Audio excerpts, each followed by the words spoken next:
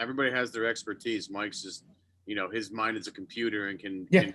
can always have the cap figure in mind or how many draft picks they can actually trade.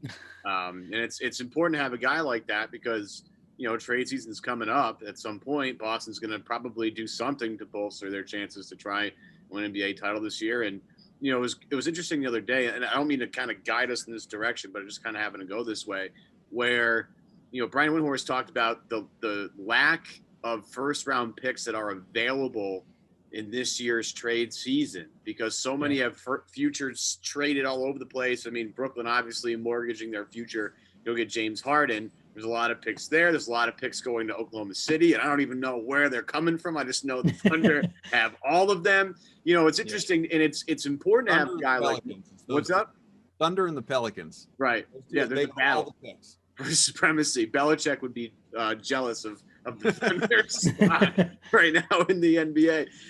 But you look at everybody's ability to trade picks. And this is, again, where Mike kind of comes into play and where his expertise comes into play because he's going to be able to tell you exactly what they can offer right on the spot. Like, oh, yeah, this team can do this, and this. We can up that with this, and this. And that's why Mike – and everybody has their expertise. Like, Austin Ainge has his own role in the front office.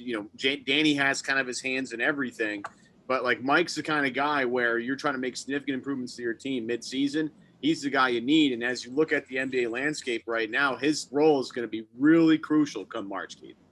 Yeah, and I think what's important there too is it allows if you're an opposing team, and this was kind of a takeaway as well, I think with Boston. Boston has one of the smaller front offices in the NBA. It's not small by any means, but they don't have a million people that work in their front office like some of these other teams do. And part of that is because you have guys like Mike Zarren, you have Austin Ainge, they wear multiple hats for the team. They're able to do multiple different things. And in Zarren's case, not only is he the assistant general manager, but he's also the general team counsel, and essentially he's their salary cap guru. So what happens is a lot of these trades start at the assistant level, right? It's the two assistants are batting around ideas and going back and forth because Danny might be not right now in this environment we're in, but in a normal world might be out on a college scouting trip or he might be overseas. And it's, so it's Zarren and an assistant are batting it back and forth. And as it gets closer, then that's when the head honchos get involved. And then eventually everything is taken to the owner and run by the owner. But I think what it does with Zarren is if you're batting ideas back and forth, he's not having to say, well, let me get with our cap guys to see what that does for us. He knows exactly where they're going to be. And he also, I'm fairly certain after talking to a lot of people, most guys said within a few bucks, he can tell you, what a guy's salary is, which is, insane. But also he can tell you, all right, well, that guy's a free agent in 2 years and, you got early bird rights on him and all those kind of things that are, even for somebody like me, who that's what I love most, I have to look that stuff up, every time to understand. I can, tell you James Harden makes 41 million, but I can't tell you the exact, numbers behind that. And he can. And one of the quotes I got was somebody said to me, I don't know if I put it in the article or not, I don't think I did, was we're in a position where it is, we're going to make this trade and it ends up coming down to, Zarren telling us, we're 200,000 short on that. Yeah. Sounds like you're jealous there, Keith. That's all I'm saying. It sounds like there might be a little bit. A little bit. I know, right? On an ownership level, we know that obviously Wyc Grousbeck and Steve Pagliuca and all these guys, they are involved and care, about the success of the franchise more than anything else. Like they are about winning. They're not about just making money. It's, they are fans. They are invested.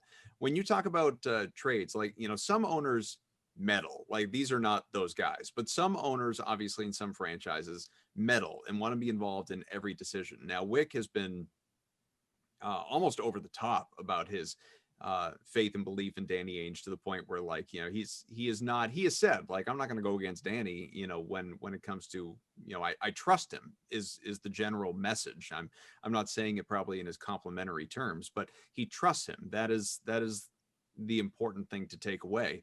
And so if Danny's making deals, like obviously, like, the deal with the Nets back in 13. Like, that's a big trade. And there have been other big trades. But when it's smaller stuff that doesn't necessarily, move the needle to the extreme, does Danny have to take everything to Wyc just for, like a cursory approval? Or, is there a certain line for that where Danny can, kind of do whatever he wants, but then, when it's like, all right, we're going to trade Pierce and KG. Yeah, I'm going to go talk to ownership about that.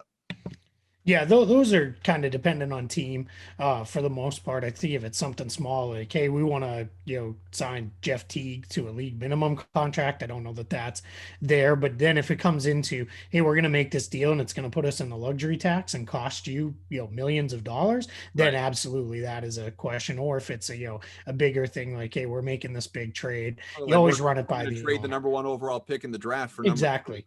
Yeah, and I guarantee that was just a conversation, and I'm sure from the way those guys have always described their relationship, Wyc said, if that's what you think the right thing to do is, you do it, and off we go, and Yeah. never even questioned it. And I think that is the benefit there. Where I always look at the Dallas Mavericks in this sense. Remember when Mark Cuban first bought that team? He was super involved, and he was we're making trades and we're doing all this stuff, and they were kind of always good, but never good enough. It was when he finally took a step back and said, I'm going to really let my basketball people do this. That's when they finally got that title. And then they were in the mix for several years running.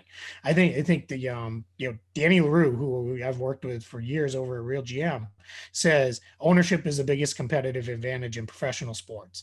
And I think it's completely true. If you have an owner who is willing to spend money, one, and then two, is willing to let your people do what they do, then you're golden. It's when they get in there and they're either cheap, or they're cheap and want to be heavily involved, or they're willing to spend but want to be heavily involved.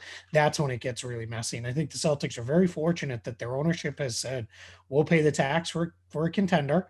We understand. I think there's probably limits there for Danny. And I think it's also for Danny to be honest with them, to say, we're not going all in right now because I don't know that we're quite there this year, those kind of things. And they're probably trusting him on that. Or if then, I think on the flip side, when he comes and says, hey, we got to go into the tax because we're close, we're one guy away, we can go get player X, he's going to put us over the top, I think, then that's on ownership to say, I trust you, let's move forward.